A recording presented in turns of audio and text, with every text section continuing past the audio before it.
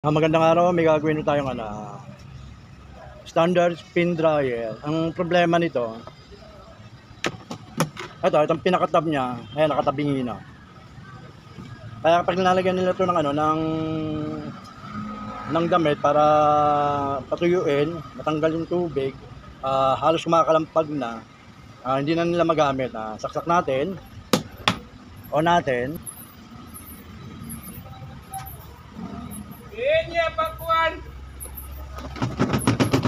Ayun o. Maanda naman siya, kaya lang tabingi na.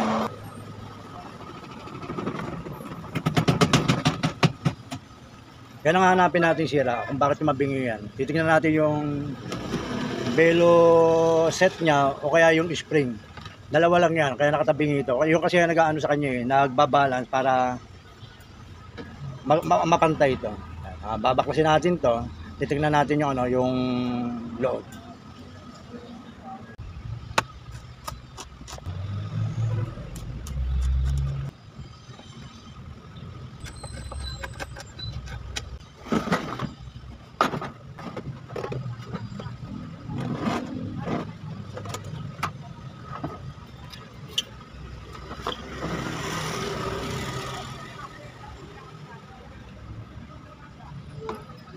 Itong nakita kong sira ay naputol na yung niya, yung spring niya ay umiwalay na rito sa isang piraso kasi yan 3 piraso yan ito yan, tsaka yun siya ang bumabalance para tumayo to umano rito dito sa pinaka-tab niya na nakapasok dito para pantay.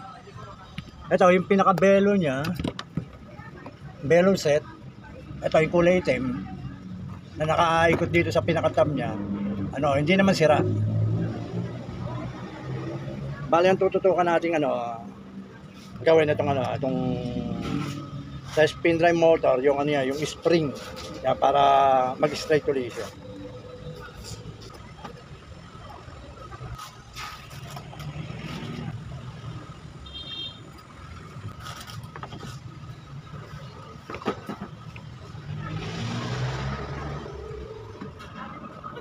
Bali ito yung dalawang spring na bali.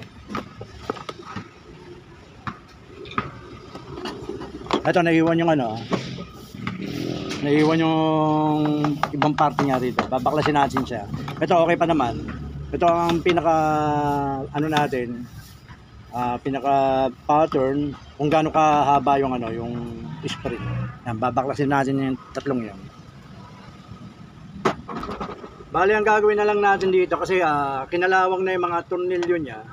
Halos hindi na matanggal ang itong ng screwdriver. Iga-grinder na lang natin siya kasi putulin na natin itong mga ito.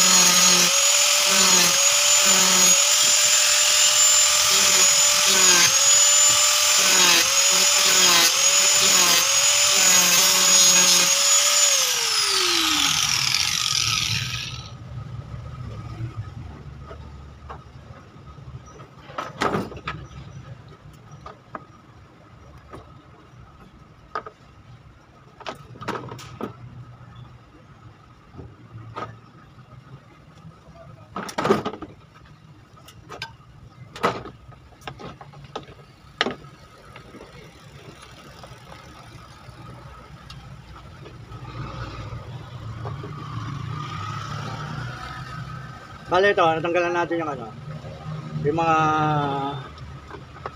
spring niya rito. Ito, hanapan natin. Pati yung tornilyo niya dito, papalitan na rin natin.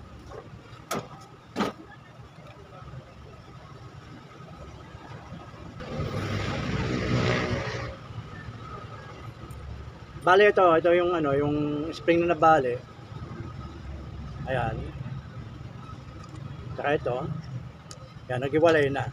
Bale ito ang natira. Ito yung ano, yung habulin natin sukat ng spring para may tayo uli yung ano, yung pinakamotor niya ng pantay. Ito.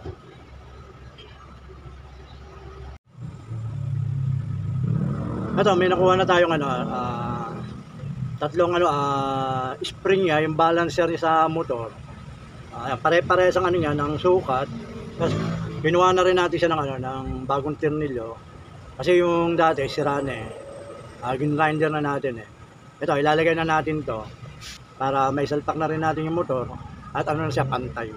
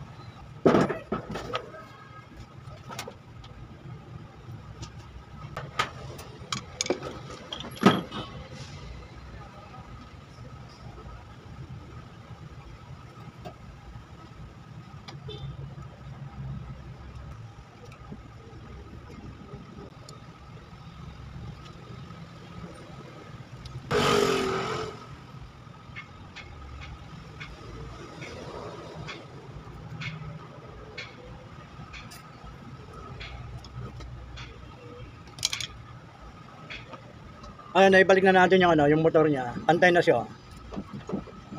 Kapag nilagay na uli natin yung tab, pag nailagay na uli natin itong tab, itong kahang to, titingnan natin kung pantay na sa ibabaw. Ngayon, ang gagawin natin na, isasalpak na natin siya.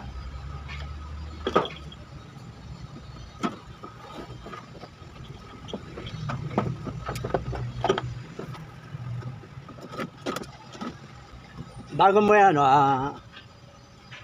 i-tornilyo to, kailangan itong pinaka-tab niya, itong shafting na to, nakapasok na rito sa pinaka-butas niya para hindi mahirap isalpak.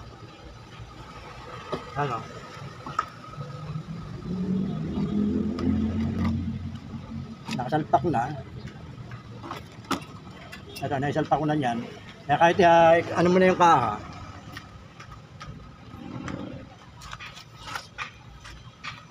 hindi na siya mahirap yan, i-salpak yun.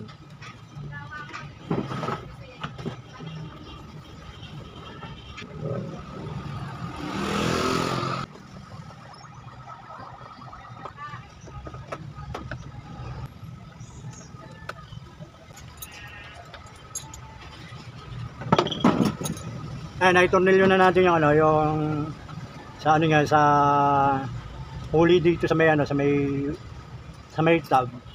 Ang gagawin natin ayusin na natin. Titingnan natin dito kung pantay na.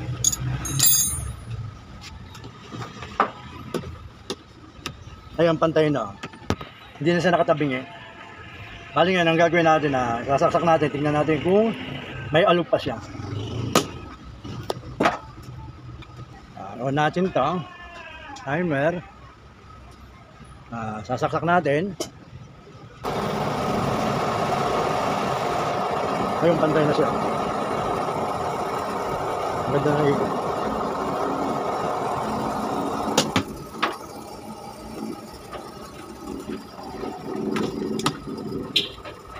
Yan, may nagawa na naman tayo sa appliance sa mga problema niya. Ito yung mga spring niya, naputol na. Kaya naging tumabingi siya. Wala na sa alay.